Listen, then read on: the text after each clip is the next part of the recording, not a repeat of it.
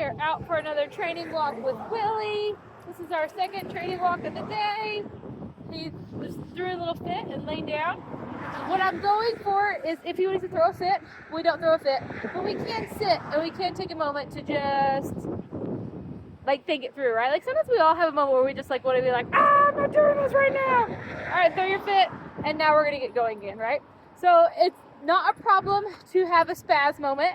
What we want to do is we want to help him go into that calm state of mind by putting his bum down, which he actually did all on his own that time, so that was beautiful.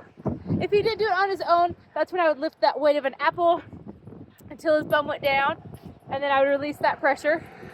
Just helping him understand when you're in a calm state of mind, it always feels better. So just be calm, cool, and collected. So we're going on our second training walk of the day. We just finished free play. Remember, the pattern is free play, training walk, bed, reflect, free play, training walk, bed, reflect, free play, training walk, bed, reflect. We'll do that 3 or 4 times a day. When he goes home, you're expected to do it 2 or 3 times a day. And you're going to work your way through that same progression. My shoulders rolled back, my hands by my back pocket. I have a short and hopefully loose leash. He's just trying to cross over a few times. If you remember at the beginning of the last walk, he did this.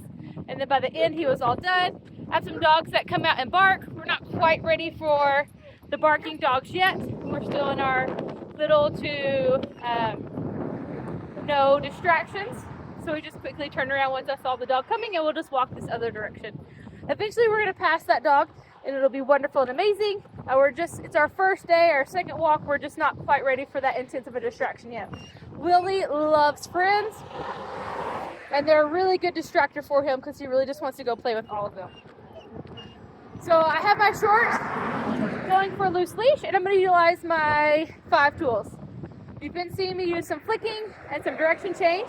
I'm going to add in some zigzags. I'm going to flick with my zigzag, and I'm just wanting Willie to pay attention to me and start to pay attention to the direction I'm going. So you can see I'm adding the flicks in with the zigzags, and we're just zigzagging, throw in a direction change. Even though I'm not going to go back towards that dog yet, I can still throw in a direction change just to get Willie paying attention to me as we want no pressure on this leash. There we go. Get that nice loose leash.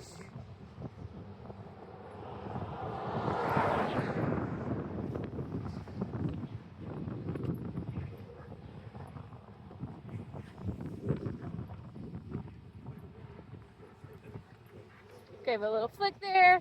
He just likes to smell a little bit more. His nose just gets away from him, right? It's okay to smell the air.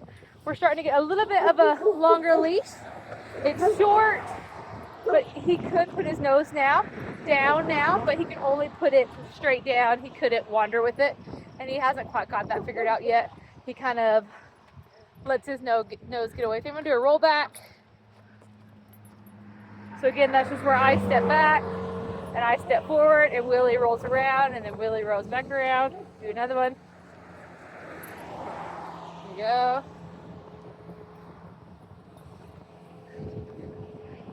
Do a flick. I'm going to do some zigzags. So he's just creating light pressure. He's not pulling me, but again, the goal is to have a loose leash, absolutely no pressure on it. So I don't want to be accepting of, well, that's not a lot of pressure, because I don't want him to not create a lot of pressure. I want him to create no pressure. So eventually we can just walk side by side, and I can take that transitional leash off the nose. And that's months down the road, but that time will never come if I don't teach him how to control those impulses now to work with it. Doing a direction change with our zigzag.